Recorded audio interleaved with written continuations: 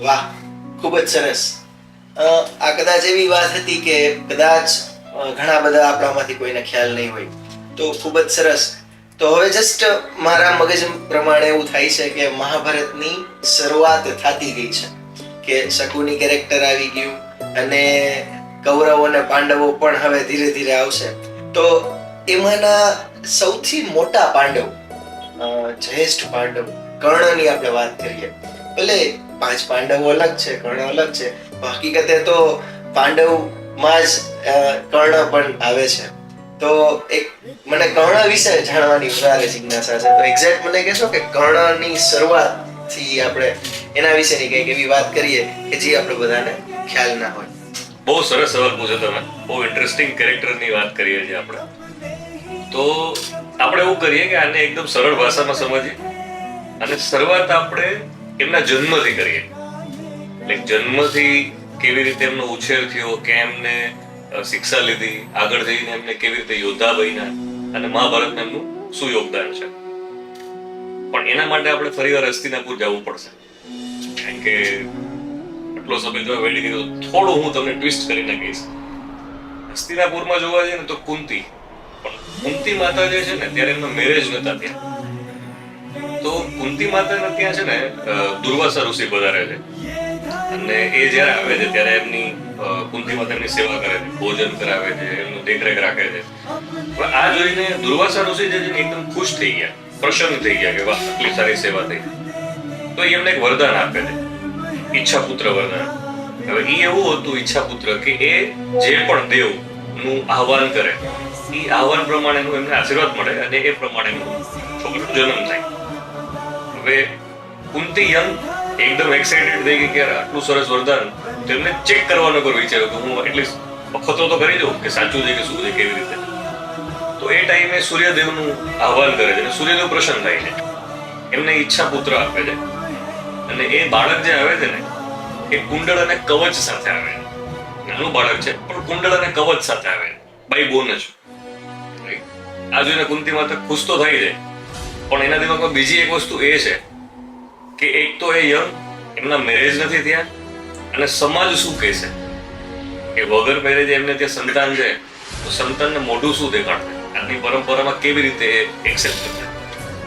તો એ પોતાનું મન મારી અને એક નાનકડી ટોપલી લઈ એમાં એ નાનું બાળક જે છે એમને ગંગામાં વહાવી દે છે, દિલ પર પથ્થર મૂકીને. કે જોઈએ તો છે પણ કોઈ ઓપ્શન નથી એની પાસે, કારણ કે એને ખબર હતી કે આજુબાજુનું જે લોકો છે એ સ્વીકારશે નહીં અને અધર્મના પેલામાં જતું રહેશે, એટલે એને ગંગામાં વહાવી દે છે.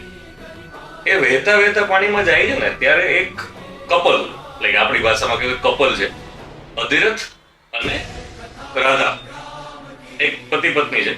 હવે એમને ત્યાં છે ને સમાવ કદાચ કોઈ રીઝન લીધે બાળક નહોતું એ ટાઈમે. આ બાળક જોઈને બહુ ખુશ થઈ જાય છે અને ભગવાનની એક ભેટ સમજે છે કે વાહ, અમારે ત્યાં બાળક છે. એ નદીમાંથી લઈને બાળકને સ્વીકારી લે છે, ઉછેર કરે છે. એમનું નામ એ કર્ણ રાખે છે. તમે જે કર્ણ કીધું ને શરૂઆતમાં, હું એટલે આટલું ગોળ ફેરવીને કહું છું કે એટલી રોમાંચક સ્ટોરી છે. એમનું નામ કર્ણ રાખે છે. આ તો હજી નામ પડ્યું. હવે એમની જે ઉછેર થાય છે ને તો એ નાનપણથી કેવું કે કુંડળ કવચ તો ભેગા હતા, પણ એને નાનપણથી એક એવું હતું કે હું મોટો યોદ્ધા બનવું. જેવી રીતે બધા રાજકુમારો જે છે, મારે યોદ્ધા બનવું છે, મારે લડાઈ કરવી છે, મારે યુદ્ધ કરવા છે, એને નાનપણથી એક પેલી ઈચ્છા હતી. હવે એના માટે કોઈ ગુરુ જોઈએ, સ્વાભાવિક છે કે તમારે કોઈ જ્ઞાન લેવું હોય તો એના માટે ગુરુની શરણે જવું પડે.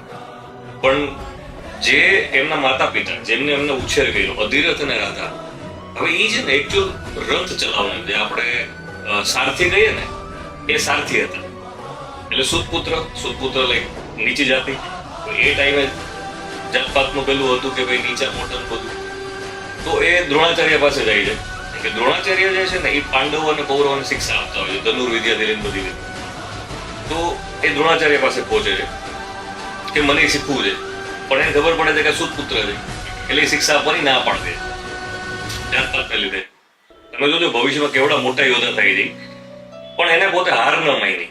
બહુ શીખવા જેવું છે કર્ણ પાસે. પ્રેક્ટિકલી જોવો તો આપણે અત્યારના ટાઈમમાં જોવા જઈએ ને તો એક આપણને ગમતી ઈચ્છા પૂરી કરવી હોય ને પેલું આપણને ન મળે અથવા રિજેક્શન આવે તો આપણે હારી જઈએ, આપણે પાછું મૂકી દઈએ કે છોડ ને યાર, હવે મન ના જ આવે, નથી કરવું. કર્ણ પાસેથી એ વસ્તુ શીખવા જેવી છે. જ્યાં સુધી એને ગુરુ નથી મળતા ને ત્યાં સુધી એ પાછળ પડ્યા રહે છે, મને કોઈ ને કોઈ પાસેથી શીખવું છે. એ છેલ્લે ફરતા ફરતા પરશુરામ પાસે પહોંચે છે. હવે જે હું પરશુરામની વાત કરું છું ને, એક તો વિષ્ણુ અવતાર, સૌથી પહેલી મોટી વસ્તુ. બીજું, ભીષ્મ પિતામહને જેને શીખવાડ્યું છે, જે એમની પાસે શીખ્યા છે, એ ભીષ્મ પિતામહ પરશુરામ પાસે શીખેલા છે. દ્રોણાચાર્ય જે પાંડવો અને કૌરવોના ગુરુ છે, એમના ગુરુ પરશુરામ છે. દ્રોણાચાર્ય પરશુરામ પાસે શિક્ષા લીધેલી છે. આ સીધા ઉપર પહોંચી ગયા ત્યાં. કર્ણ જે છે એ ડાયરેક્ટ પરશુરામ પાસે પહોંચી ગયા, મને શીખવું છે, પણ એને ખબર હતી કે જો હું સુત પુત્ર કહીશ તો મને શિક્ષા નહીં આપે. કે પરશુરામનું એ ટાઈમ એવું હતું, એ ખાલી ક્ષત્રિયોને જ શીખવાડતા, એના સિવાય કોઈ કાસ્ટને નતા અલાઉ કરતા. પણ આમને પરશુરામ પોતે બ્રાહ્મણ, એટલે આ પોતે બ્રાહ્મણ થઈને ત્યાં પહોંચ્યો કર્ણ, કે હું બ્રાહ્મણ છું અને મને તમારા જેવા ગુરુની એક જરૂર છે, મને તમારી પાસે શિક્ષા લેવી. પરશુરામ એક્સેપ્ટ કરે છે કે ચલો ઓકે, બ્રાહ્મણ છે, પેલું કહેવાય ને નાત નાત ભાઈઓ, એના જેવી વાત છે. તો એમને એ પહેલાથી લઈ લીધો કે ભાઈ ચલો વાંધો નહીં, હું તને શીખવાડીશ. શીખે બી છે, બધી વિદ્યા એની પાસેથી શીખે છે. એક ટાઈમ એવો આવે છે કે પરશુરામ થાકી ગયા હોય છે, એટલે એ આમ સુવાની જગ્યા ગોતતો હોય કે સુવું છે, ત્યાં કર્ણ પહોંચી ગયો. એટલે કર્ણ કંઈક કામ કરો, હું બેસી જાઉં છું, તમે મારા ખોળામાં માથું રાખીને સુઈ જાઓ. કર્ણ એવું કહે છે પરશુરામને. પરશુરામ કે ભાઈ વાંધો નહીં, ઘરનો છોકરો છે ને, વાંધો નહીં, એ ખોળામાં માથું રાખીને સુઈ જાય છે. હવે એ ટાઈમ દરમિયાન કોઈ જીવજંતુ આમના સાથળ પર બટકું ભરી જાય છે, બાઈટ કરી જાય છે. એટલે પરશુરામ સુતા છે, આ એમનો શિષ્ય છે, એટલે ખબર હતી મારા ગુરુની ઊંઘ ન બગડવી જોઈએ, એટલે ભાઈ હલતા જ નથી, કઈ રિએક્શન નથી આપતા, પણ એમાંથી બ્લડ બહુ નીકળે છે, ખૂન બહુ નીકળે છે, પણ આ રિએક્શન નથી આપતા. પરશુરામની જયારે ઊંઘ પૂરી થાય ને ત્યારે જોવે છે કે આટલું બધું ખૂન અને આના પગમાંથી, એટલે શંકાય જાય છે કે આટલું જે તકલીફ કોઈ ભોગવી શકતું હોય ને, તો એ ટાઈમે બે જ હતા, એક ક્ષત્રિય અને એક બ્રાહ્મણ. બરાબર. હવે એને ખબર પડી કે આ બ્રાહ્મણ તો છે નહીં. પછી એને ખબર પડી કે આ સુત પુત્ર છે. પરશુરામને ચીટિંગ ફીલ થયું. એ ટાઈમે તો ગુરુ માટે તો ગુરુ દક્ષિણા બધું બહુ મોટું હતું. આમની યારે ચીટિંગ છે, એટલે પરશુરામ એને ક્રોધમાં આવી જાય છે, ગુસ્સો કરે છે અને છેલ્લે શ્રાપ આપે કે ભવિષ્યમાં તું જયારે યુદ્ધ લડતો હોઈશ અને જયારે તારી આ વિદ્યાની જરૂર પડશે, એટલે છેલ્લે બ્રહ્માસ્ત્ર ચલાવે છે, હું તમને લાસ્ટમાં કહીશ, પણ જયારે બી વિદ્યા તું યુઝ કરવા જઈશ અને વિદ્યા તું એવા ટાઈમે ભૂલી જઈશ કે જે ટાઈમે તારે ખાસ જરૂર રહેશે. બરાબર. એનું બી એક પાસ્ટ, એટલે આગળ જોવા જઈએ ને તો મહાભારતના યુદ્ધમાં એ છેલ્લે આવે છે કિસ્સો, આપો હું તમને શેર કરીશ. પણ આવો શ્રાપ આપી દે છે. હવે એની ઈચ્છા તો હતી કે હું આગળ બીજી બધી વિદ્યાઓ શીખવું, પણ સમાવ એને અહીંયાથી અટકવું પડ્યું. એ પોતે એટલો ઉત્સાહી હતો કે જાતે જાતે નવું નવું કરતો રહેતો હતો, આપણે જેમ અત્યારે આપણે કરીએ છીએ. હવે બીજો એક પ્રસંગ મને યાદ આવે આનાથી, કે તમને ખબર હશે કે એ છે એકચ્યુઅલ પાંડવોનો ભાઈ, પણ હોય છે કૌરવ બાજુ. કેવી રીતે પહોંચે છે એમને એ સાઈડ લઈ જનાર કોણ? તો કે દુર્યોધન. દુર્યોધનનો બેટો કેવો થાય છે ને એનો એક પ્રસંગ છે કે દ્રોણાચાર્ય એક દિવસ ટુર્નામેન્ટ ગોઠવે. એટલે આપણે કેમ ટેનિસ ટુર્નામેન્ટ, ક્રિકેટ ટુર્નામેન્ટ, એ ટાઈમે હું એટલા માટે ટુર્નામેન્ટ કહું છું કે થોડું ઈઝી રહે સમજવામાં. એક ટુર્નામેન્ટ ગોઠવે છે સરસ મજાની, એમાં પાંડવો અને કૌરવો બધા ભાગ લેતા હોય છે અને આ ભાઈ ઉત્સાહી ત્યાં પહોંચી જાય છે કે હું રમીશ, આપણે હું રમીશ, મારો પેલો થાય. આ ભાઈ ત્યાં હોશ હોશમાં પહોંચી જાય છે, અર્જુનને લલકારે છે કે આવી જાય ભાઈ મેદાનમાં આપણે ફાઇટ કરીએ. પણ દ્રોણાચાર્યને ખબર હતી કે આ સુત પુત્ર છે. દ્રોણાચાર્ય પાંડવો બધે ભેગા થઈને ના પડે કે તું તો સુત પુત્ર છો, તું ન ચાલે. આ વસ્તુ બહુ મોટી આઘાત વાળી હતી, કારણ કે આજે એની જાત પર બોલવામાં આવ્યું છે. સ્વાભાવિક છે, આપણે આપણી જાત પર બોલે તો એ દુખવાનું જ છે. એને આઘાત લાગે છે, ક્રોધ આવે છે પાંડવો માટે, ખાસ કરીને અર્જુન માટે. એ ત્યારથી એને ક્રોધ ભરવા માંડે છે. પણ એ ટાઈમે દુર્યોધન ત્યાં હાજર, અને દુર્યોધનને આમને કર્ણને જોઈને લાગ્યું કે નહીં, આ માણસ એક અસ્તિત્વ છે, આગળ મહાન યોદ્ધા થશે, એ ફાઇનલ વાત છે. એને ઉગી ગયું હતું, એટલે આપણે દેશી ભાષા ઉગી ગઈ વસ્તુ. એટલે એ શું કરે છે કે એ કર્ણને અંગ દેશનો રાજા બનાવી દે છે ઓન ધ સ્પોટ. એ ટાઈમે અંગ દેશ હતો, એનો રાજા કર્ણને બનાવી દે છે. એટલે રાજા બની ગયો. હવે તેની પોતાના ટુર્નામેન્ટમાં રમી શકે, ટુર્નામેન્ટમાં ભાગ લે છે અને કર્ણ જ્યારે આવું બને છે કારણ કે આવડું મોટું પદ મળ્યું કારણ કે એને કોઈ એક્સેપ્ટ નહોતું કર્યું દુનિયાની અંદર અને દુર્યોધન એને રાજા બનાવ્યો કહેવાય ને માથા પર બેસણ દીધી કાયદેસર એ એક્સેપ્ટ કરી લે છે અને ત્યારથી લઈને એ દુર્યોધનને પ્રોમિસ કરે છે કે ભવિષ્યમાં હું કોઈ દિવસ તારે ખોટું નહીં કરું અને તારા પ્રત્યે વફાદાર રહીશ જ્યાં સુધી જીવીશ ને ત્યાં સુધી તારા પ્રત્યે વફાદાર રહીશ દુનિયા ગમે ઉપર નીચે થાય બરાબર આ ટાઈમ મને વચન આપે છે હવે બીજો એક પ્રસંગ મને બહુ સરસ યાદ આવ્યો ઇન બિટવીન કે જ્યારે દ્રૌપદીનો સ્વયંવર થાય છે તો દ્રૌપદીના સ્વયંવરમાં તો કેવું છે બધા યોદ્ધા આવ્યા હતા અને એમાં એક શરત હતી કે લાઈક ઉપર એક ચકેડામાં માછલી છે અને નીચે પાણીમાં જોઈને માછલીની આંખમાં નિશાનું લેવાનું છે તો બધા યોદ્ધા પહોંચી ગયા કર્ણ પહોંચી ગયો કે ભાઈ હું જોઈ લઉં હું ટ્રાય કરી દઉં પણ હવે આમાં નિષ્ફળ થયો ને જયારે કર્ણ લાઈક એને પરફોર્મ કરવા જ નથી મળી એક્ટિવિટી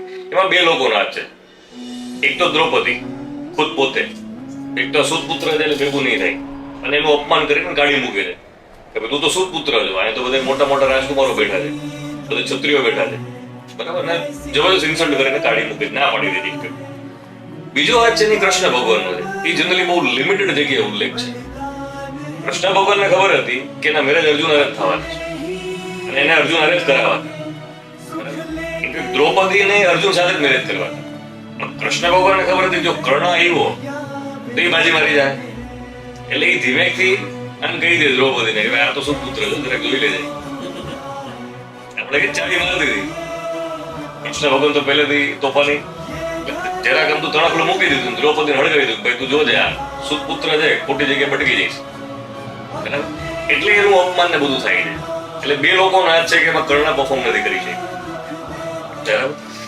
આગળ આપણે જોવા જઈએ તો એ કૌરવોની આખી જે સેના છે એનો એ ચીફ ઓફ કમાન્ડર બને છે એટલે આખી કૌરવ સેનાનો એ મેઇન લીડર જે કહેવાય ને મોનિટર દેશી ભાષા એ મોનિટર બને છે કે આખી કૌરવ સેના એના પ્રમાણે ચાલે એવું એને પદ મળી ગયું પણ જ્યારે મહાભારતનું યુદ્ધ થાય છે ને મહાભારતના યુદ્ધ પહેલા એક મને સરસ પસંદ આવ્યું એ તમને હું શેર કરતો કે જ્યારે યુદ્ધની શરૂઆત થવાની છે એ પહેલા કુંતી માતાને બીક લાગે છે કે આ બધા મારા છોકરાઓ છે પાંડવો અને આ મારો સૌથી મોટો છોકરો છે એને ખબર જ હતી કુંતી માતાને કે કર્ણજી મારો જ છોકરો છે આપણે આગળ જે સ્ટોરીમાં જોયું કે કુંતી માતા નદીમાં વહાવી દે છે આ જ કર્ણ છે અને એને ખબર હતી કે આ જ્યેષ્ઠ પુત્ર છે કારણ કે મેરેજ પહેલાની સંતાન છે સૌથી મોટો પાંડવ એ છે એકચ્યુઅલ સૌથી મોટો ભાઈ પણ એને ખબર હતી કે ગમે બાજુ તકલીફ થશે અલ્ટિમેટલી નુકસાની તો મારી જ છે કારણ કે મારા દીકરામાં જ કોકને પ્રોબ્લેમ થવાની છે આ બાજુ 5 પાંડવ છે આ બાજુ એક સૌથી મોટો ભાઈ છે એટલે એ કર્ણ પાસે પહોંચે છે કુંતી માતા અને એને હકીકત કહે છે આખો વિસ્તારપૂર્વક એને હકીકત કહે છે કે જે તે ટાઈમે આવું હતું અને તું મારો જ્યેષ્ઠ પુત્ર છો સૌથી મોટો પુત્ર છો તો તું એક તો સૌથી પહેલી વસ્તુ કાઢે વાત દુર્યોધનનો સાથ દેવાનો અને આ 5 પાંડવો બાજુ આવી જાય હવે કર્ણ જે હતો ને એના ઘણા બધા ઉદાહરણ છે દાનવીર કર્ણ હતો વફાદાર કર્ણ હતો નિષ્ઠાવાન હતો કમિટમેન્ટ પૂરા કરવામાં એકદમ 100% વાળો હતો એક બાર કમિટમેન્ટ કરી દે એના જેવું કામ હતું હવે જે તે ટાઈમે કોઈ દુનિયામાં એને એક્સેપ્ટ નહોતું કરતું અને એ ટાઈમે દુર્યોધન એની હારે ઊભો હતો તો લાઈક એની ફ્રેન્ડશિપ બહુ ગજબ છે અત્યારના ટાઈમમાં કદાચ જોવા ન મળે પણ એ ટાઈમે બહુ કમિટમેન્ટ વાળી ફ્રેન્ડશિપ કર્ણ નિભાવે છે દુર્યોધન પ્રત્યે અને એમને એના માતાને ક્લિયર કહે છે કુંતીને કે હું દુર્યોધન હારે કોઈ દિવસ ગદ્દારી નહીં કરું મેં પ્રોમિસ આપ્યું છે દગો નહીં આપ તો તમારું તમે જે મને કીધું જે હકીકત કીધી એના માટે પગે લાગે છે ચરણ સ્પર્શ કરે તમે મારા માતા 100% ની વાત પણ હું દુર્યોધનનો સાથ નહીં મૂકું અને બીજી વસ્તુ એટલે જ્યારે કુંતી એવું કહે છે કે ભાઈ તારા ભાઈઓ જ છે લાઈક ઇમોશનલ બ્લેકમેલ કહેવાય ને કે ઘરમાં 2-4 ભાઈઓ બાંધતા હોય ને તો મમ્મી મોટાને ઇમોશનલ કરે નાના છોકરાને બચાવવા માટે માર ન પડે આ મમ્મી એવું જ કરે છે એ ટાઈમે ઇમોશનલ કરે છે કર્ણને કે ભાઈ તારા ભાઈઓ જ છે તારા નાના ભાઈઓ છે આવું ન કરવું જોઈએ વગેરે વગેરે એટલે કર્ણ મોટો ભાઈ છે અને જવાબ બી મોટા ભાઈ જેવો આપે છે કે માં જ્યાં સુધી હું યુદ્ધમાં છું જ્યાં સુધી પૂરું થશે ત્યાં સુધી તારા 5 પાંડવ જીવતા રહેશે બહુ કમિટમેન્ટ આપે છે કે જ્યાં સુધી હું બેઠો છું ત્યાં સુધી તારા 5 પાંડવ જીવતા રહેશે હું અર્જુન સિવાય કોઈ નહીં મારું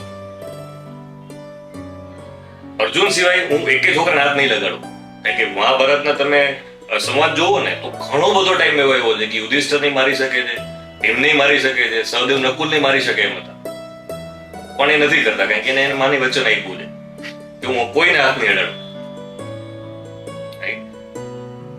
આમાં કૃષ્ણ ભગવાનનો બીજો એક રોલ છે કે જયારે કુંતી માતા મહાભારત ચાલુ થયું ત્યારે આવી ગયા, એની પહેલા કૃષ્ણ ભગવાન આને અંશ આપી દે છે ઇનડિરેક્ટલી કે તું કુંતી પુત્ર છો, તારા 5 ભાઈઓ છે. એ લાલચ કેવી આપે છે કે તું આવી જા આ બાજુ, ભીમ તારા પગ દબાવતો હશે, સહદેવ નકુલ તારા માટે જમવાનું લઈ આવતા હશે, યુધિષ્ઠિર તારા માટે આમ કરતો હશે, તું સૌથી મોટો ભાઈ, તું કહીશ એમ પાંડવો ચલાવશે આખું રાજ્ય.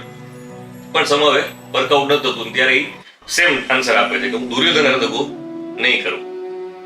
હવે જયારે આ આખો પ્રસંગ થયો ને, હવે આપણે એવો દિવસ જોઈએ કે જ્યાં એકચ્યુઅલ યુદ્ધમાં શું થયું. હવે કર્ણ જે હતો ને એ કૌરવોનો લીડર તો ખરો, પણ જયારે મહાભારતમાં ઉતર્યા ને ત્યારે ભીષ્મ પિતામહ કમાન સંભાળે છે આખી કૌરવોની, પણ એને સુત પુત્રથી પ્રોબ્લેમ હતી. એટલે ભીષ્મ પિતામહ કર્ણને કહે છે કે ભાઈ તું સુત પુત્ર, તને અલાવ નહીં કરું. જ્યાં સુધી ગબ્બર બેઠો છે ત્યાં સુધી તને અલાવ નહીં થયા. કર્ણ માટે તકલીફ કે આ શું કરું, અને દુર્યોધને ભીષ્મ પિતામહને માને, કારણ કે આખું જોવા જઈએ તો સેટઅપ એને જ કર્યું હતું, જેવી રીતે કટકમાં આપણે વાત થઈ હતી આગલા એપિસોડમાં.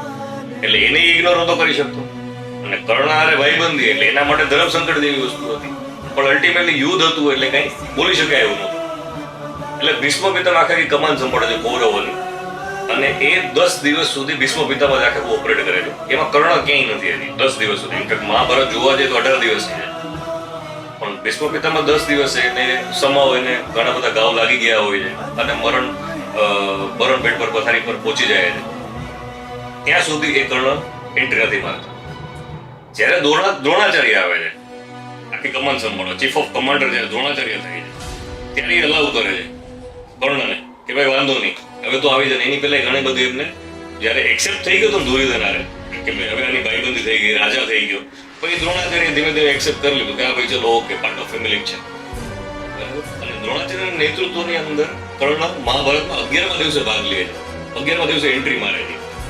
18 દિવસમાંથી 50 યુદ્ધ તો પૂરું થઈ ગયું.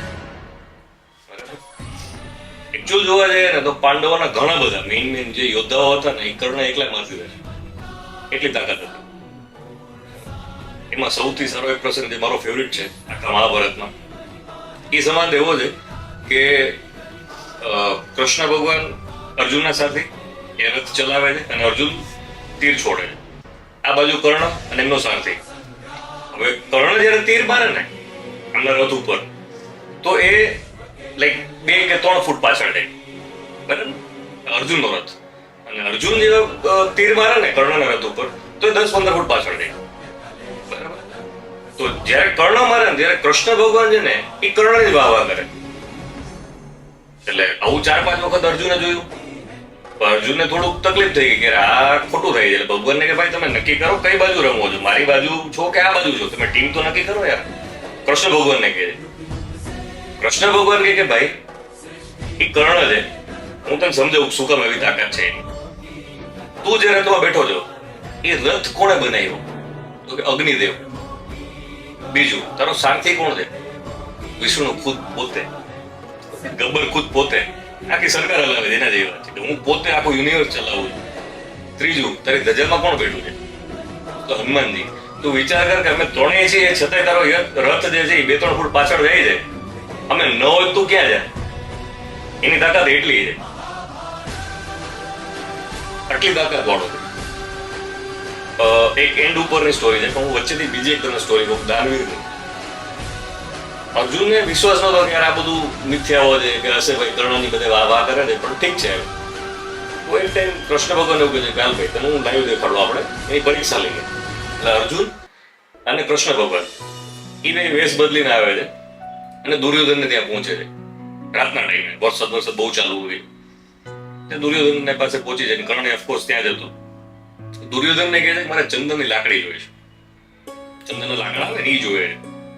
એટલે દુર્યોધન પેલા ઓકે હતો કે ભાઈ મને વાંધો નથી દેવામાં, પણ પ્રભુ વરસાદ આવે છે તો લાકડા વીણા જઈશે, એ તમારા માટે નકામા છે, કારણ કે તમે બાળી નહીં આપો ચંદનને કઈ, તો એ તમારા માટે નકામા છે, એટલે હું તમને અત્યારે નહીં આપી શકું. એટલે ઓકે કે કઈ વાંધો નહીં, સ્વીકારી લે છે, કારણ કે એને રૂપ બદલેલું હતું તો ખબર નથી ભગવાન છે. ત્યાં કર્ણ જોઈ જાય છે કે મારા જ ઉભા રહ્યો, કે બે મિનિટ ઉભા રહ્યો. એ પોતે જાય છે એના જે એનો મહેલ છે, એના મહેલના દરવાજા જે ચંદનમાંથી બનેલા છે, એનો પોતાનો બેડ, એનો કબાટ જે ચંદનના લાકડામાંથી બનેલા છે, એ બધા તોડીને એને આપી દે છે. ત્યારે કૃષ્ણ ભગવાન અર્જુનને કહે છે, જો આને કહેવાય દાનવીર. એટલે આવા તો આ એક નહીં, આવા તો કદાચ કર્ણ અને દાનવીરની સ્ટોરી જોવો તો હજારો સ્ટોરી છે. અગેન આપણે મહાભારત પર આવીએ. એક સમય જયારે એવો આવે છે કે કર્ણનો જે રથ છે ને એ લાઈક કીચડમાં ઘૂસી જાય છે, ત્યાં વચ્ચે અંદર ધસી જાય છે. હવે એ અર્જુનની સામે લડતો તો, છેલ્લે અર્જુન જ હતો. 17મો દિવસ આવી ગયો સામે, 17મો દિવસ હોય છે. હા, ત્યારે 17મો દિવસ આવી જેવું અંદર ઘૂસી જાય છે ને, એટલે કર્ણ કે ટાઈમ પ્લીઝ, બીકડ ઉભા કરી કે ટાઈમ પ્લીઝ. આપણે ગેમ રમતા રમતા કે ટાઈમ પ્લીઝ, પાણી પીને આવું કે ટાઈમ પ્લીઝ. એટલે અર્જુન ઉભો રહી જાય છે કે ભાઈ વાંધો નહીં, તું તારે આખું કર લે. એ ટાઈમે એ બ્રહ્માસ્ત્ર છોડવાની ટ્રાય કરે છે, પણ અગેન આપણે બીકમાં જઈએ તો પરશુરામનો શ્રાપ હતો, જે એમને એમની ખોટું વિદ્યાનો શ્રાપ આપે છે કે જ્યારે તું તારી એકચ્યુઅલ વિદ્યાને યાદ કરીશ ત્યારે એ વિદ્યા તને કામ નહીં આવે, યાદ નહીં આવે. એ યાદ કરે છે, મંત્ર બોલે છે, પણ એ ભૂલી જાય છે, મિસગાઈડ થઈ જાય છે. અને એ ટાઈમ એનું જે ટાયર છે, પૈડું છે, એ અંદર ઘૂસેલું છે, ઊભો છે અર્જુન છે અને કૃષ્ણ ભગવાન છે. અર્જુન ઉભો રહી જાય એટલે કૃષ્ણ ભગવાન અર્જુનને કહે તું કેમ ઉભો રહી ગયો? તો પ્રભુ એ કે આપણો જે અપોનન્ટ પાર્ટી છે, જે સામેનું આપણો જે શત્રુ છે, એ નિયતથો છે, એ પોતે પ્રોબ્લેમમાં ફસાયેલો છે. હું એના પર વાર કેવી રીતે કરું? હું તો ક્ષત્રિય છું, બરાબર? એ મારા ખૂનમાં નથી કે હું નિયત ને મારું, બરાબર? એટલે કૃષ્ણ ભગવાન કહે છે કે તને યાદ છે દ્રૌપદીનું ચિરહરણ થયું હતું, ત્યારે આ બધા લોકો હતા, ત્યારે ક્યાં ગયા એના ધર્મ? ત્યારે એની રક્ષા, એની શરમ, એનું ક્ષત્રિય ધર્મ, આ બધું ક્યાં ગયું? ધર્મ મેં સબ જઈ જઈ. એટલે હું સમજી ગયો તારો ભાઈ છે, હું સમજી ગયો નિયત છે, પણ એને મારવો જ આપણા માટે શું કહેવાય, એને મારવો જ આપણા માટે હિતાવહ છે. અને તારે ધર્મનું પાલન કરીને એને મારવો જોઈએ. આ મારો આદેશ છે, મારી સલાહ છે. અને ત્યારે અર્જુન એને મારે છે, કર્ણને. ઘણા અહેવાલોમાં એવું છે કે એને ખોટી રીતે મરવી દીધો, ક્રૂરતાથી મરવી દીધો. પણ એકચ્યુઅલમાં જોવા જાય ને તો કૃષ્ણ ભગવાનનો જે પોઈન્ટ ઓફ વ્યૂ છે ને, એ આપણે જોઈએ ને કે જે તે ટાઈમે દ્રૌપદીનું ચિરહરણ થતું હતું ત્યારે કૃષ્ણ ભગવાન સિવાય કોઈ હેલ્પ કરવા નતું આવ્યું. ત્યારે કર્ણ હતો, દુર્યોધન હતો, દુશાસન હતો, કૌરવોના બીજા લોકો હતા જેમની મસ્તી કરતા હતા, અને ઘણા બધા ખરાબ શબ્દો એને કીધા હતા, જે કદાચ આપણે પોડકાસ્ટમાં બોલી પણ નહીં શકીએ, અને જેનો ઉલ્લેખ પણ બહુ લિમિટેડ જગ્યાએ છે. એ ટાઈમે કૃષ્ણ ભગવાન એને ભાન કરાવે છે કે ધર્મ છે એ સૌથી ઉપર છે, ક્ષત્રિય માટે સૌથી પહેલા એ હોવું જોઈએ. કર્ણની સ્ટોરી બહુ લાઈક એના પાસે શીખવા જેવું બહુ બધું છે. દાનવીર જો, અચ્છા દાનવીરથી મને એક બીજી વસ્તુ યાદ આવી, લાસ્ટ જ છે. હવે જયારે એ મરણ પથારી પર હોય છે ને કર્ણ, ત્યારે કૃષ્ણ ભગવાન આવે છે પરીક્ષા કરવા કે હજી હું જોઈ લઉં કે ભાઈ આ કેટલું આપીએ કે. એટલે એ લાઈક પૂરું થવાની તૈયારી છે, અને કૃષ્ણ ભગવાન બ્રાહ્મણનું રૂપ લઈને આવે કે મને સોનાની કઈક વસ્તુ જોઈએ છે. એટલે કર્ણ કે પ્રભુ હું મરણ પથારી પર છું, મારી પાસે તમને દેવા માટે કઈ નથી. પછી યાદ આવે છે કે એના 2 દાંત છે ને સોનાના. એટલે બાજુમાં પથ્થર પડ્યો છે, એ પોતે પોતાના 2 દાંત તોડી અને બ્રાહ્મણને આપે છે. એને કૃષ્ણ ભગવાન ખુશ થઈ જાય કે વાહ, છેલ્લે સુધી ખરેખર એને કહી છે, એને વરદાન આપે છે, કહી છે કે ભવિષ્યમાં તું દાનવીર કર્ણના નામથી ઓળખાઈશ. અત્યારે તમે કદાચ ગમે એટલા અહેવાલ વાંચો કે ગમે એટલા ઇતિહાસ વાંચો ને, એમાં દાનવીર કર્ણ જ આવશે. બહુ મોટો ઇતિહાસ છે. Thank you. વાહ, ખૂબ જ સરસ. મહાભારતની અંદર 2 જ પાત્ર એવા છે કે જે હકીકતે એને સાંભળવાય ગમે, એને સમજવાય ગમે, એમની પાસેથી કંઈક શીખવું ગમે. એમાંના એક પાત્ર કર્ણ. સૌથી પહેલા પાત્ર તો ઓબ્વિયસ બધાના ફેવરિટ હોય, કૃષ્ણજી. એ તો છે જ, એને એ તો રહેવાના છે, એની પાસેથી તો શીખીએ એટલું ઓછું. પણ આ એક બીજા પાત્ર છે કર્ણ, કે જેની પાસેથી એક એક ભાગમાં આપણે એની પાસેથી શીખવા જેવું છે. જેમ કે એની દાનવીરતા, જે તમે ખૂબ સરસ પ્રસંગ કીધો કે ભાઈ કાયદેસર રીતે એવા વ્યક્તિઓ એમની પાસે સાધુ મહાત્મા ના વેશમાં આવેલા કે ભાઈ એમને ખાલી ચંદનના લાકડાથી જ એમનો હવન થતું હોય, તો એ હકીકત એના ઘરના ફર્નિચર છે, આજની ભાષામાં તમે કહી શકો કે ફર્નિચર કાઢીને કંઈક ના ભાઈ તું તારો હવન ચાલુ રાખ, આ એની દાનવીરતા છે. અ, કૃષ્ણ એની પાસે માગે, તમે વિચાર તો કરો કે ત્રિદેવ એમાંના વિષ્ણુ અવતારના કૃષ્ણ ભગવાન, એ કૃષ્ણ ભગવાન જે આખા બ્રહ્માંડ હલાવે છે, એને કૃષ્ણ પાસે જઈને કેવું પડે કે ભાઈ તું દે મને. આનાથી મોટું વિશેષ શું વાત આપણે એક્સપેક્ટ કરી શકો? એના પછી એની જન્મની વાર્તા સાંભળીને મને કાયદેસર એમ થયું કે ભાઈ કવચ કુંડલ સાથે એમનો જન્મ થયો. એ કવચ કુંડલ વિશેનું પણ મને થોડું હજી કે જો એ કવચ કુંડલ હતું એટલે શું એનું એક્ઝેક્ટ એનું વર્કિંગ હતું કે ભાઈ એવું સાંભળ્યું છે કે ભાઈ એને મારી ના શકે કે વોટ એવર. બીજો પ્રસંગ મને હજી થોડો ઘણો એવો આઈડિયા આવે છે કે જ્યારે ખબર પડશે બધાને કે ભાઈ આજે 18 દિવસ પછી જે યુદ્ધ પૂરું થયું એના પછી એવો પ્રસંગ છે કે એવું આઈ થિંક મેં સાંભળેલું છે કે ભાઈ જે કુંતી માતાને તો ખબર હતી કે જે કર્ણ છે એમનો જ્યેષ્ઠ પુત્ર છે, જે 5 પાંડવ કરતા પહેલાનો પુત્ર છે. તો જો હકીકતે એને પહેલા કહી દીધું હોત કે ભાઈ આ કર્ણ જ તમારો ભાઈ છે, તો જે કર્ણએ 11મા દિવસથી 17મા દિવસ આવીને જે હાહાકાર મચાવી દીધો યુદ્ધની અંદર, એ કદાચ ન થઈ શક્યું હોય. તો આવી ઘણી વાતો છે અને હજી તો આપણે શરૂઆત કરી છે. તો આપણા ગેસ્ટને પૂછીએ કે ભાઈ હજી આમાં થોડુંક અમને, કારણ કે અમને જાણવાનો ખૂબ રસ છે ને બધાને. તો ચાલો સ્ટાર્ટ કરીએ. જી રહી ગયેલા પોઈન્ટ કે ભાઈ જી હકીકતે શું હતું કુંતી માતા અને યુધિષ્ઠિર વચ્ચેનો સંવાદ. સ્ટાર્ટ કરીએ બધા. બે સવાલ તમે મને પૂછ્યા. એમાંથી સૌ પ્રથમ સવાલ છે કે કવચ કુંડલ કેવી રીતે છે અને સાથે છે કે પહેલેથી આવ્યા છે કેવી રીતે. એમાં એકચ્યુઅલમાં એવું છે કે જ્યારે કુંતી માતા સૂર્યદેવનું આહવાન કરીને જ્યારે વરદાન માંગે છે અને સૂર્યદેવ ખુદ પોતે હાજર થઈને એમને પુત્ર આપે છે, જન્મ પુત્રને આપે છે, તો એ ટાઈમે સૂર્યદેવની બી કોઈ એવી ગાથા હશે, કોઈ એવું માઇન્ડસેટ હશે કે ભાઈ મારી પાસે કોઈ એવું આહવાન કરીને કે વરદાન માંગવામાં આવે છે તો મારી જવાબદારી બને છે, કારણ કે સૂર્ય પુત્ર છે, રાઈટ. તો એઝ એ આપણે અત્યારના ટાઈમમાં જોઈએ તો એઝ એ ફાધર તરીકે એક એને રક્ષણ પેટે એને કવચ કુંડળ આપે છે કે ભવિષ્યમાં આ એક મોટો યોદ્ધા બનશે અને આને કોઈ એની સામે એના લેવલનું કોઈ એવું નહીં હોય કે એને કોઈ આના લીધે મારી શકે, રાઈટ. એનાથી એક બીજો પ્રસંગ મને યાદ આવે છે, હું તમને શેર કરું કે જ્યારે મરે છે ને, જ્યારે એની ડેથ થઈ છે 17મા દિવસે, ત્યારે એમની પાસે કવચ કુંડળ નથી હોતા. હવે એકચ્યુઅલ આમાં રોલ આવે છે ઇન્દ્રદેવનો. ઇન્દ્રદેવને ખબર હતી કે જો આ કવચ કુંડળ કર્ણ પાસે હશે ને તો આ કોઈ દિવસ હારશે નહીં, કારણ કે એના માટે સમજો ને કે નામુમકિન બરાબર હતું કે કર્ણને હરાવી શકે જ્યારે એને કવચ કુંડળ એની સાથે હતું. પણ ઇન્દ્ર છલ કપટથી એવું કરે છે કે એની પાસે દાનમાં માંગી લે છે. એને ખબર હતી કર્ણ દાનવીર છે. સૂર્યદેવ એને અગાઉથી કહી દે છે પહેલેથી કર્ણને કે તારી પાસે આવી રીતે માંગવામાં આવશે પણ તું દેતો નહીં, કારણ કે મેં તને રક્ષા પેટા આપ્યા છે કે આજીવન જ્યાં સુધી તું છો ત્યાં સુધી તને કોઈ મારી નહીં શકે કે નહીં હરાવી શકે, તારી રક્ષા કરશે. સૂર્યદેવ ઓલરેડી કહી દીધું છે, એના ફાધર છે એકચ્યુઅલમાં જોવા જાય. પણ ઇન્દ્રદેવને ખબર હતી કે જો આવું થયું તો આ ધર્મયુદ્ધ છે ને એ થશે નહીં, રાઈટ. અને આ બાજુ અર્જુન હારશે, પાંડવ હારશે. ઇન્દ્રદેવને બેલેન્સ કરવું હતું, આપણી ભાષામાં બેલેન્સ કરવું હતું. એટલે એ પોતે અલગ રૂપ લઈને આવે છે અને દાનવીર કર્ણ જે ખબર છે એટલા માટે એની પાસે દાનમાં માંગી લે છે કે ભાઈ તમારું આ સોનાનું જે છે કવચ અને કુંડળ એ આપી દો. અને અલ્ટિમેટલી કર્ણ તો કર્ણ જ છે, એ કાઢીને આપી દે છે, કરેક્ટ. એટલે આવી એક એની આખી સ્ટોરી છે.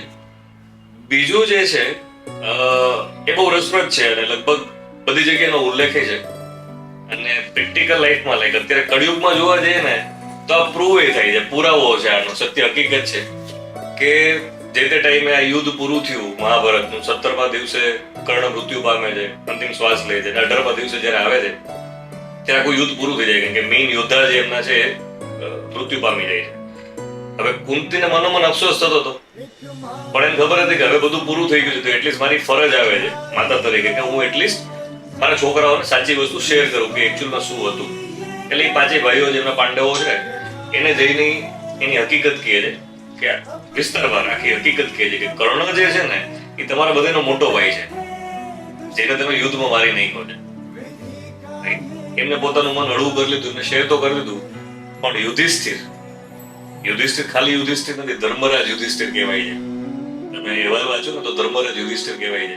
એ એટલા માટે કહેવાય છે કે એ ધર્મને એકદમ પાબંદ છે. એના માટે સત્ય એ સત્ય અને ખોટું એ ખોટું આવી વસ્તુ છે. હવે ભલે એમની સામે એના માતા જ હતા, પણ એ એકદમ ગુસ્સે થઈ જાય છે કે તમે આવડી મોટી વસ્તુ અમારાથી છુપાવી, અમારો મોટો ભાઈ, અને અમારા હાથે તમે એવું પાપ કરે એવું કે અમારા મોટા ભાઈની હત્યા અમારા હાથે થઈ. એટલે એના માટે દુઃખદ પ્રસંગ હતો. એટલે કે જો તમે કદાચ આ વસ્તુ અમને પહેલા કહી દીધી હોત, મહાભારતના યુદ્ધ પહેલા, તો મારો ભાઈ તો જીવતો જ હોત. એના સિવાય જે લાખો કરોડો લોકો જે મહાભારતના યુદ્ધની અંદર જેટલા લોકો મરી ગયા મૃત્યુ પામ્યા, આ થયું જ ન હોત. કેટલા લોકોની જાન આ તમારા એક જે સિક્રેટ તમે રાખ્યું, તમારા મનમાં વાત રાખી, એના લીધે આટલું નુકસાન થયું. બરાબર. અને એના પછી એટલો ગુસ્સો હોય છે કે એની માતાને નથી મુકતા, એની માતાની શ્રાપ આપી દે છે, કુંતી માતાની. આ બાજુ યુધિષ્ઠિર છે, આ બાજુ કુંતી માતા છે. આ જે ડિસ્કશન થાય છે, જે ચર્ચા થાય છે, એની અંદર એને શ્રાપ આપે છે કે આજથી લઈને ભવિષ્યમાં કોઈ પણ સ્ત્રી પોતાના પેટ અથવા તો મનની અંદર કોઈ પણ વાત કે સિક્રેટ કોઈ છુપાવી નહીં શકે. રાઈટ? આ ત્યારની વસ્તુ છે. તમે અત્યારે માર્ક કરશો, કોઈ લેડીઝ આપણે વાત કરીએ તો કહી ન દેતા, પણ તમે ઓબ્ઝર્વ કર્યો છે કે લેડીઝના પેટમાં કોઈ વાત છુપી ન રહે, એ ત્યારના અહેવાલથી ચાલતું આવે છે. અને શ્રાપ એને આપેલો છે, રિયલમાં અત્યારે થાય જ છે. યુધિષ્ઠિર એટલા માટે ધર્મરાજ યુધિષ્ઠિર કહેવાય છે. વાહ, ખૂબ જ સરસ. કર્ણની જન્મથી લઈને મૃત્યુ સુધીની આપણે વાત સાંભળી. કદાચ એવું પણ મેં સાંભળેલું છે, જેમાં તમે થોડું વધારે કહો કે ભાઈ મૃત્યુ પછી શું થયું કર્ણને, કારણ કે કર્ણએ જે આટલું દાન પૂન કર્યું કે જે કદાચ એવું સાંભળી શકીએ કે એની આજુબાજુ કોઈ નતા, એટલું એને દાન કરેલું છે. તો જન્મથી મૃત્યુ તો ઠીક છે, મૃત્યુ પછીની કાંઈ એવી તમને વાત હોય કે જે આઈડિયા હોય તો એ પ્લીઝ અમને કહો. અચ્છા, હવે જ્યારે મૃત્યુ થાય છે કર્ણનું, તો એના પછી સ્વર્ગમાં પધારે છે, સ્વર્ગમાં જાય છે. એના માટે રેકમેન્ડ કૃષ્ણ ભગવાન કરે છે.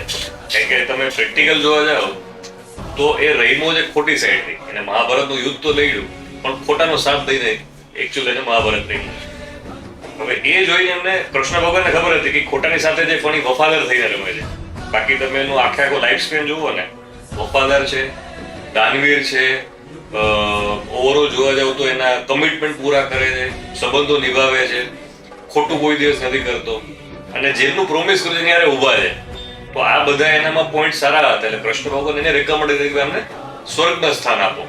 ભાઈ જ્યારે સ્વર્ગમાં પહોંચે છે ને, તેનું સ્વાગત બહુ વ્યવસ્થિત થાય છે, પણ એમને જે જમવાનું પીરસવામાં આવે છે એ બધું સોનાનું પીરસવામાં આવે છે. એ તમે રોટલી કયો કે શાક કયો કે થાળી વાટકા કયો, આ બધું સોનાનું આપવામાં આવે છે. એટલે થોડી વાર કર્ણને આશ્ચર્ય થયું કે આ કેમ સ્વર્ગમાં આવું કેમ જમવાનું મળે છે, જમવાનું તો નોર્મલ હોવું જોઈએ ને. એટલે કર્ણ જયારે ઇન્દ્રદેવને પૂછે છે કે પ્રભુ આ શું, લાઈક જમવામાં એકચ્યુઅલ નોર્મલ જમવાનું હોવું જોઈએ, તમે તમને સોનાની વસ્તુ આપી. એટલે ઇન્દ્રદેવ એવું કહે છે કે તું વિચાર કર કે તારો આગળનું લાઈક તારો જેટલો બી લાઈફ સ્પેન હતો, જેટલો ટાઈમ જીવો અને મર્યો, ત્યાં સુધી દાન શેનું કર્યું? ખાલી સોનું. ફક્ત સોનું જ આપ્યું છે બધાને, પણ એના સિવાય જે ભૂખા લોકો જે જમવાનું આપ્યું, જેને કપડાની જરૂર છે કોઈ દિવસ કપડા આપ્યા, જેને અન્નની જરૂર છે એને અન્ન આપ્યું. એટલે કર્ણને અફસોસ થાય છે કે આ તો ખોટું થઈ ગયું. ને આખું જ્યાં સુધી જીવો ત્યાં સુધી મેં દાન બહુ બધું આપ્યું, ખાલી સોનું જ આપ્યું, આ કઈ વસ્તુ તો ધ્યાનમાં જ ન આવી. બરાબર. એટલે ઇન્દ્ર ભગવાનને કહે છે કે પ્રભુ મારાથી ભૂલ થઈ ગઈ, અને મને કોઈ દિવસ એવો મોકો નથી મળ્યો કે હું કઈ દાન ના આપી શકું. મારી પાસે સોનું વધારે હતું કે સોનું જ આપ્યું છે. બરાબર. અત્યારે કદાચ જો તમે મને ચાન્સ આપો તો હું તો ત્યાં સુધી રેડી છું કે કદાચ મારા શરીર કોઈને કામ આવી જાય તો હું શરીરના બધું અંગો દેવા માટે તૈયાર છું. એટલે ઇન્દ્રદેવ ખુશ થઈ ગયા કે ભાઈ ના કલેલું તો છે આપણે, હજી બી જો સ્વર્ગમાં પહોંચીને દાન દેવા માટે તત્પર છે. એટલે પ્રભુ કે કામ કર, હું તને 15 દિવસ આપું છું, તું પાછો પૃથ્વી પર જા, અને તે જે ભૂલ તને લાગે છે કે તે ભૂલ એકચ્યુઅલમાં કઈ રીતે એને સુધારી લાવ. એટલે ખરેખર એ પાછું 15 દિવસ માટે કર્ણ પૃથ્વી પર આવે છે, અને 15 દિવસ એ આ બધી સેવા કરે છે, દાન ધર્મ કરે છે. એટલે ઓલું કહેવાય ને કે અત્યારના સમયમાં કે પૈસાથી બધું નથી થતું, આજે તમે પૈસા દઈ દો કોકને કે ભાઈ તું ખાઈ લેજે, તો એ પૈસાનું દાન થયું, નહીં કે કોઈને તમે ભૂખ મિટાવી. રાઈટ? જેને ઠંડી લાગતી હોય તમે એને 500 રૂપિયા આપીને કહો કે લે ભાઈ જેકેટ પહેર લેજે, તો તમે તમારા સેટિસ્ફેક્શન માટે દાન આપ્યું છે, નહીં કે એની સેવા કરવા માટે. ખરા અંશમાં જોવા જઈએ ને તો જેને જે વસ્તુની જરૂર છે એ વસ્તુ તમે દાનમાં આપો ને તો એ લેખે લાગે. એટલે ખાલી પૈસો કે સોનું કે મિલકત એ દાનમાં આપવાથી દાનવીર નથી થવાતું. રૂપિયાને સાચી જગ્યાએ વાપરીને દાન કરવાથી દાનવીર થવાય. કર્ણો પાસેથી આ વસ્તુ શીખવા જેવી છે. એટલે જ્યારે એ એમનું 15 દિવસ પૂરા થાય છે, એમને જે પશ્ચાતાપ થતો હતો, અફસોસ થતો હતો કે મેં આ દાન નથી કર્યું, એ ભરપૂર એ બધું દાન પૂર્ણ કરે છે અને ફરીવાર પાછા સ્વર્ગમાં જાય છે. સ્વર્ગમાં જઈને ફરીવાર એમની આગતા સ્વાગતા એવી એટલી સરસ થાય છે, બહુ જબરદસ્ત થાય છે, અને પછી પાછું એમનું નોર્મલ સ્વર્ગવાસ કન્ટિન્યુ રહે છે. ઘણા અહેવાલો એવું કહે છે કે કર્ણનો બીજો જન્મ થયો, પણ પ્રેક્ટિકલ જોવા જાય તો મહાભારતમાં કોઈ ઉલ્લેખ નથી. કારણ કે એનું તમે આખું જીવન જોવા જાવ ને તો એને બધું પ્રોપર રીતે કરેલું છે, અને બધું પ્રોપર થઈ ગયા પછી કૃષ્ણ ભગવાને મુક્તિ આપી દીધી છે. અને મુક્તિ પછી જયારે મોક્ષ મળી જાય, મુક્તિ મળી જાય, તો એના પછી બીજો કોઈ જન્મ હોતો નથી. રાઈટ?